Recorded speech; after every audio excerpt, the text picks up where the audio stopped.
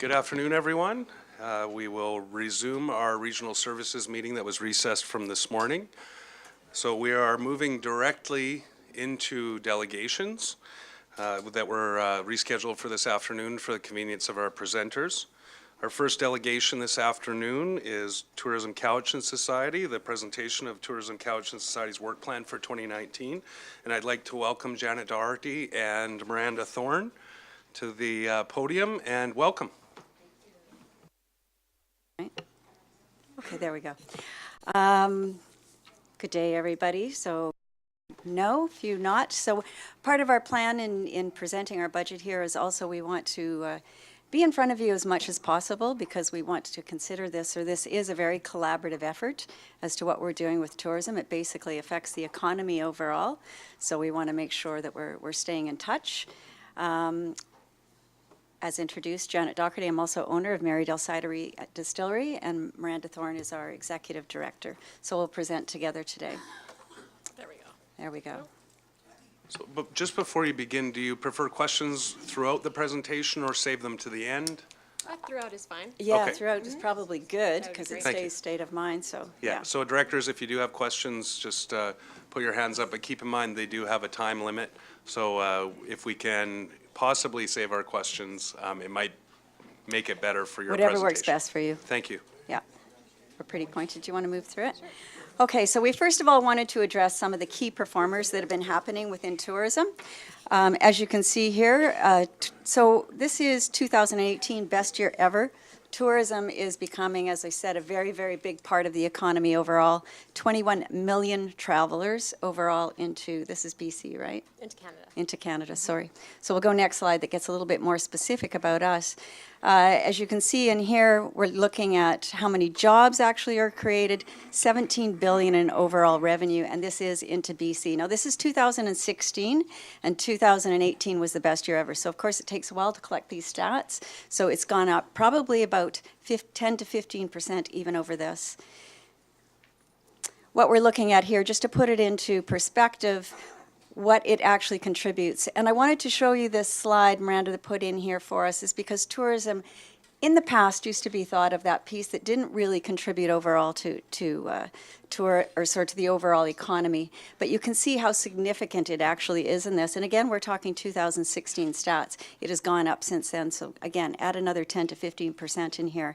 And that is direct. So you have to consider that we're probably looking at a 3 times multiplier overall what happens from tourism dollars coming into our area. So you could theoretically take that up to indirect somewhere in that 24 level, 24 billion now. So taking a little bit of a closer look into what's happening on Vancouver Island, this is also a 2016 stat, but Vancouver Island accounted for about 23% of overnight stays to BC. We've seen a huge uptick in traffic over the past couple of years, so we can expect it to be quite a bit higher than that. We'll know a little bit later this year, I think. And then the hotel occupancy rate by community, 74.2, so that's for the entire year. There were months in the summer last year where Cowichan was seeing more of a 96, 97% occupancy rate, which is great. And we're working towards upping that in the off season. Nanaimo Airport saw an uptick in traffic of over 20%, partly due to the Toronto flights beginning to come in, and the Victoria Airport also saw an uptick last year, so these are 2018 stats. And of course, BC passenger volume is up slightly from on the Victoria, Nanaimo, Vancouver, Lower Mainland routes. And in Cowichan, some exciting developments over the past couple of years. Over 20 rooms have now been added to our sort of collection of accommodations in Cowichan now that the Best Western Cowichan Valley Inn has reopened, and another 80 rooms were added by the Microtel last year.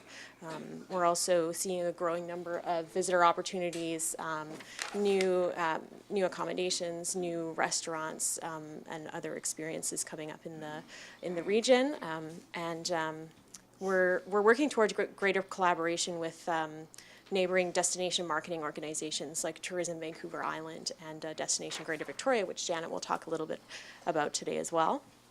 And we're also, we have the opportunity to take advantage of more cooperative marketing opportunities that I will touch on later in the presentation, but things like the BC Ale Trail, the Pacific Marine Circle Route, which Cowichan is a core part of, and Mountain Bike BC. Oh, I'll actually just do these. So I'll just quickly run through some of our goals here. So of course, to increase visitation and expenditures of leisure travelers to Cowichan, so increasing the number of overnight stays, to become financially sustainable as an organization, to increase the effectiveness as an organization as we move sort of into our third year in our current form, and to increase relevance in the eyes of our stakeholders and of the rest of the island and provincial governments and local. So really expanding upon number 4 here, I also want to address the importance of Cowichan tourism in collaboration with the other visitor centers when it comes to tourism, also even sports tourism, making sure that we have collaboration with that. It's very, very important in today's world, and certainly considering limited dollars and the competition that we're within. When we're collaborating together with these groups, when we're talking, then we're using those limited resources and going farther with them. So it is very much a goal of ours, very big mandate for us to make sure that we're having those conversations. To promote strong collaboration within the industry to better position Cowichan for the future. So we're also talking about working with Tourism Vancouver Island. So we are a very small organization. We try as much as possible to keep the overhead down so that we have more dollars for marketing. But of course you need people to assist in the process. So by leveraging with Tourism Vancouver Island, who already have a staff, who already have access for us to a lot of research, that's a very important piece. But a very, very big important piece for us, which we have been working on for 2 years and which we're very successful, and we're very pleased to announce that we will be signing a contract with Destination Greater Victoria. It used to be just Tourism Victoria. So we are going to have access. We're basically going to have a person down in Tourism Victoria that will be communicating directly with us, that is basically our person that will be helping with products. So why do they want to do this? Because they know that it's really important in terms of dispersion and compression for tourism, that they've got additional products. So they see us, liken this a little bit to San Francisco or down in California where you've got Napa and San Francisco, those two coming together. That's how they're seeing Cowichan. That's how we have positioned Cowichan, this sip-savor aspect of it. And so they're seeing this as, okay, we're going to deliver some customers to you. So bear in mind that they have a budget of somewhere around 9 to 10 million annually, and that they have a staff of many, whereas we have a staff of Miranda. We do have contractors that work for us. So this is a very, very significant piece for us that we're very thrilled about. The last one, to encourage and promote stewardship. So we also know that tourism is no longer, it's not a fluffy piece anymore. I shouldn't say anymore, it never was, but it's in terms of importance, it's important for us to be good stewards. So to that end, Miranda and I have also been getting involved with the sustainability of housing. We know unless there's housing for our businesses, so that when they are trying to hire people and staff up, there's nowhere for them to live. We need to be part of this equation. We need to be playing into it. So from that perspective, again, with a very limited staff, we can access with Destination Greater Victoria and Tourism Vancouver Island some additional data that's coming in, and hopefully be part of that equation of how can we come up with some of these solutions. What part can we play as Tourism Cowichan in assisting in some of those goals? So that's what we're really talking about, sustainability. We also recognize that tourism, we really need to be focusing on the green aspect of it, which we really can in Cowichan. So we're recognizing that we also need to bring into the equation the people that live here. What is tourism doing to them? What is it doing to people down in Victoria? We need to consider that when we're doing our overall plans and make these things work together.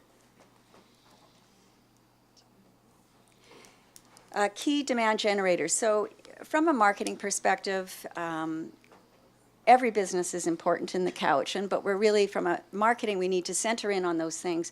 What does the customer want to see? So Sip Savor, we're really talking about our agricultural component in here to a very large piece, and what comes out of that. Our farms, our wineries, our distilleries, our cideries, our meaderies, our breweries, and then what does that mean for the restaurants? There's a very large number of businesses in that. Our cultural heritage within Cowichan, which is huge, First Nations, arts, amazing artists that we have here. These are all things that are driving customers to us. Our water-based activities, these are our natural resources. These are our niches that make us stand out. So when we first started going on these, where the heck is Cowichan? And these are the pieces that we're highlighting. Hiking, biking, our trail system, which we are playing a part of as well, golfing, and wildlife viewing. These are all amazing pieces that we have as natural assets that we're highlighting.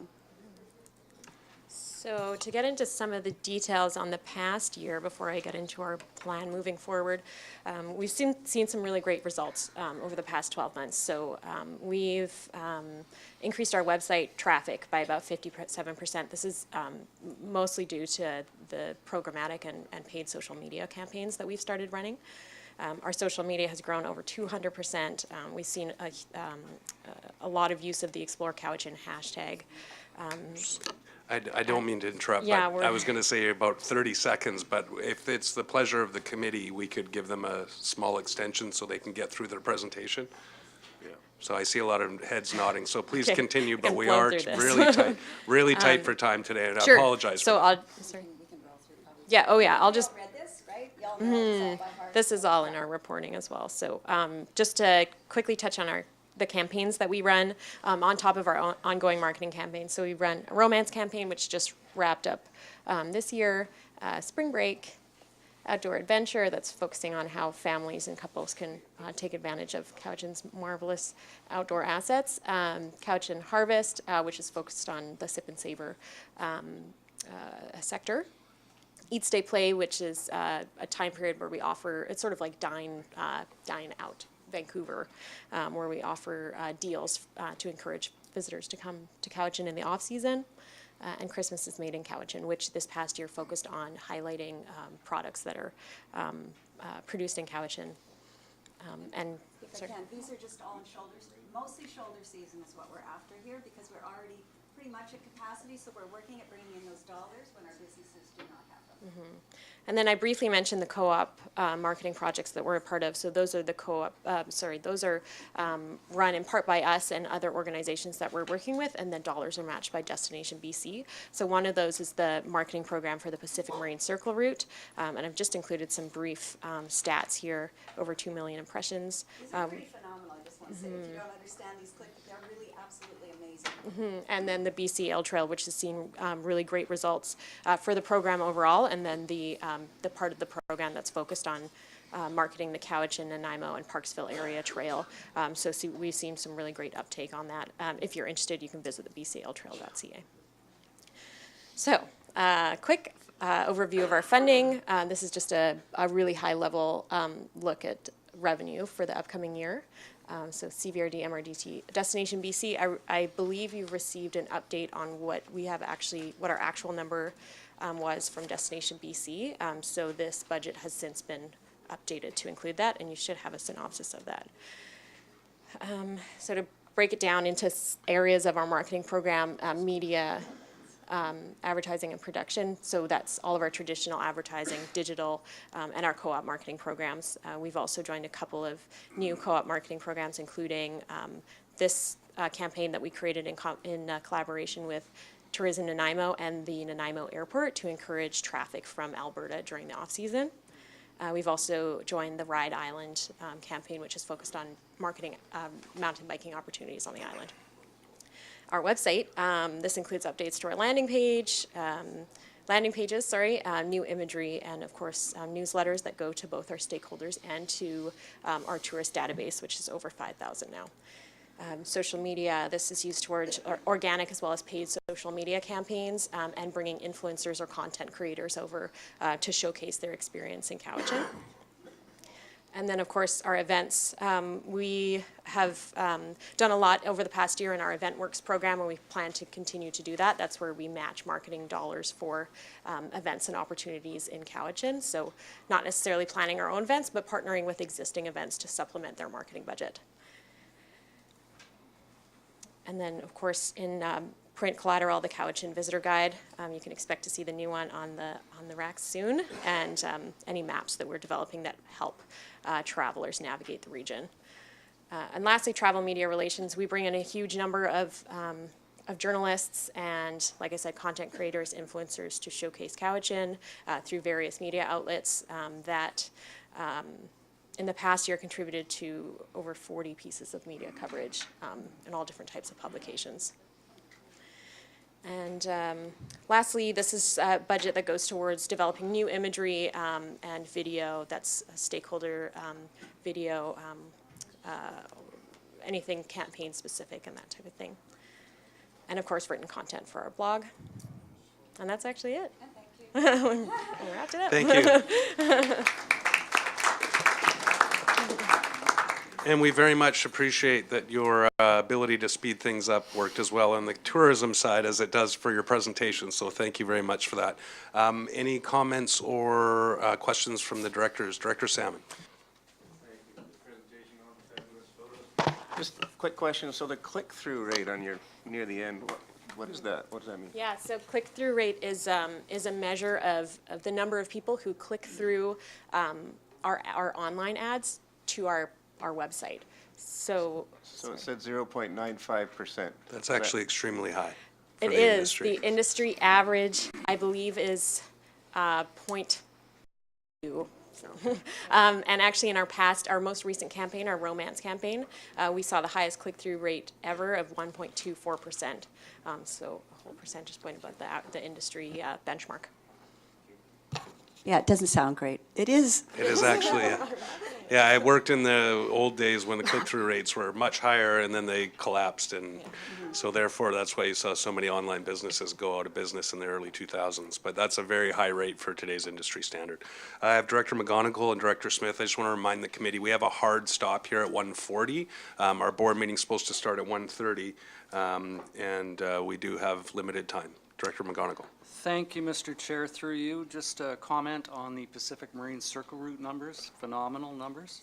Being from Lake Cowichan, we've seen significant tourist increase within the town itself and surrounding areas from people on two-wheeled vehicles, both motorized and non-motorized, utilizing that. And with unfortunate circumstances of the Malahat closures, we see considerable amount of more people utilizing that as an alternate route in emergencies. So we're very thankful for the opportunity to move forward with some opportunities in tourism around the surrounding towns, villages, and First Nations within that route moving forward. Thank you. Thank you, Director McGonigal. Director Smith. Thank you. Those are amazing figures. And we live in a golden opportunity area here in the Cowichan.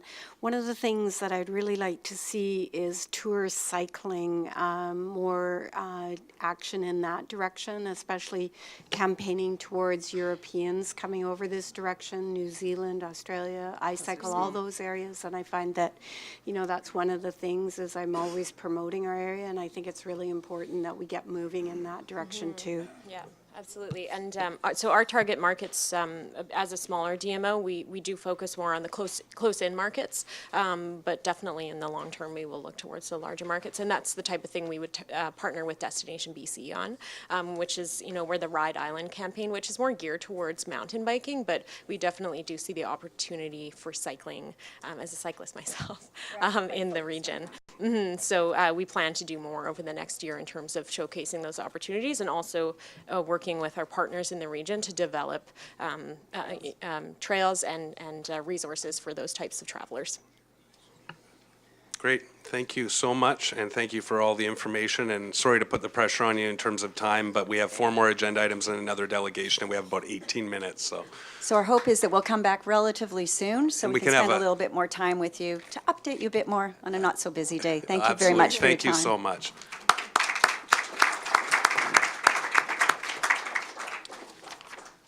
So thank you again. No pressure, but we do have another delegation, and then hopefully we can get to the other reports on our agenda so we can get to our board meeting.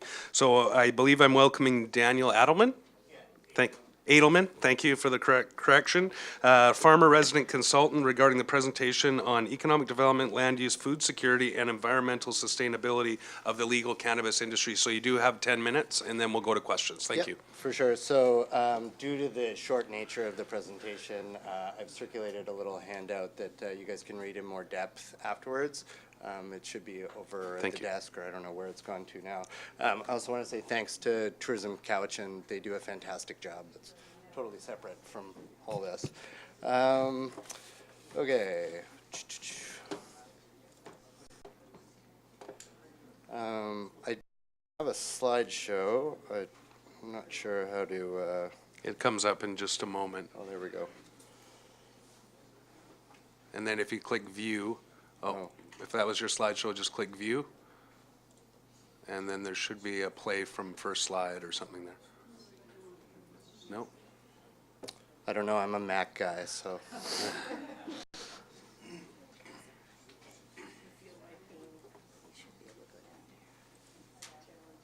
Oh, there we go. There we go. Okay, cool. Can I also, yeah, I can do that, cool. Okay, so I'm going to read a little bit and then I'll just talk a little free flow here. So as a CVRD resident, agriculture consultant, and farmer, I've prepared this presentation with the hopes of providing quality information about the issues and concerns that are relevant to municipalities in regards to the introduction of the federally licensed cannabis production in BC pursuant to the Cannabis Act. While Health Canada will administer the new cannabis regulatory framework at a federal level, the municipalities have been tasked with the shared responsibility of implementing things from a local perspective in regards to land use. So there's a bunch of topics that I would like to cover, but like I say, due to the short nature of this presentation, I won't be able to do so. So just a quick history of cannabis legalization. I mean, the big date was October 17th for recreational legalization, but we've had medical legalization in Canada for quite some time. So we're just sort of catching up into a more broad framework. There are a number of different license classes that have been developed since October 17th. The main one being the micro cultivation license class, and that's very different from the standard or licensed producer that most people have been familiar with up until this point. How do we do this? There we go. So our local BC community is currently benefiting from legalization. Currently they are, but not nearly as much as they could be. Just getting standard versus micro. Yeah, so essentially the two different classes of licenses that have come out are standard cultivation licenses, which are much larger in nature, but they don't have to be. Most of them have been up until this point because we've really been looking at large corporate entities working in the space, and it hasn't really given much opportunity for the small business or the smaller operator to come in or transition in from, say, the legacy network into the regulated legal framework. And so I think that's something that would be a net positive benefit for everyone. So this is generally what you could imagine a standard cultivation looking like. This is more along the lines of a small scale micro. But all that being said, your standard licenses don't necessarily have to be these large, monstrous, concrete bunkers that everybody's referring to. That's really the term that gets thrown around. They can look very nice, and they can meet the form and character of a neighborhood quite simply. Let's see, where are we going with this? So micro cultivation, that's going to bring in a sort of a new era of small business and access to local product, both for consumers that have been consuming for decades and also for people who are looking to see what this new industry is all about. The big difference between a micro and a standard is the size, which I previously mentioned. This is the graphic that's generally shown showing the size of cultivation area that would be allowed under a micro footprint. These are some of the examples of buildings in which microcultivation could take place as an indoor, but both standard and micro can operate in a greenhouse, in an indoor setting like this, or outside in a field. I've just gone over standard. So medicinal versus recreational. There was an article that was shown to me from North Cowichan from last month that was talking about this new ushering in of recreational and the transition from medical to recreational. But really, the difference is just in the way that the product is sold, not necessarily in the way that it's grown or regulated at a local level. So municipalities have a role in implementation through zoning and land use. And right now, the big issue is around the ALR and how that's going to come into a framework where it can be both inclusive but also protect food security. And it should be noted that I've been a food farmer for the last 5 years, and my mandate and core values surround food security.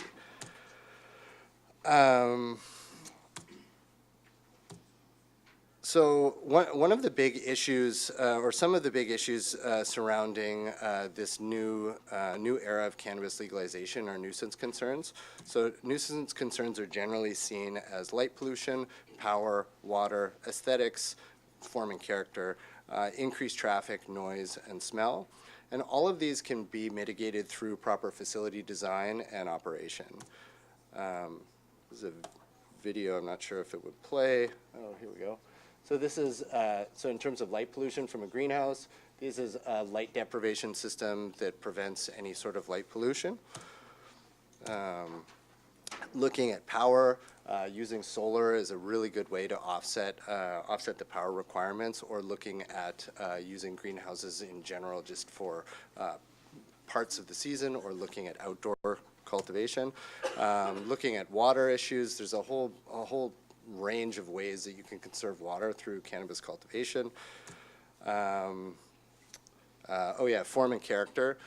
This is, this could be any farm building. It doesn't have to look like a concrete bunker as the one on the Pat Bay Highway. I mean, it's really unfortunate that that was the first one in our area, because that's what everybody thinks of. In terms of increased traffic, these are the types of vehicles that you're going to be seeing in terms of delivery. You're going to have regular vehicles for people coming to work at facilities for sure, but there's I hear a lot of talk, because I am an agricultural consultant, around the worry that you're going to have these large trucks coming to and from. And I live in Glenora, so I live in a rural farming community, and this is what I deal with on a day-to-day basis, and that's much more of a nuisance than a cannabis facility. Looking at ways that you can minimize noise, smell. Essentially, it comes down to just the proper operation and facility design to be able to mitigate nuisance. Cannabis and land use, I guess, I don't know how to go back. We are just about over time, so Okay. I appreciate that it's tough to squeeze everything in. Yeah, it's super tough. So you know what, I'm going to jump straight to food security, because that's where, like I say, my morals and values lie.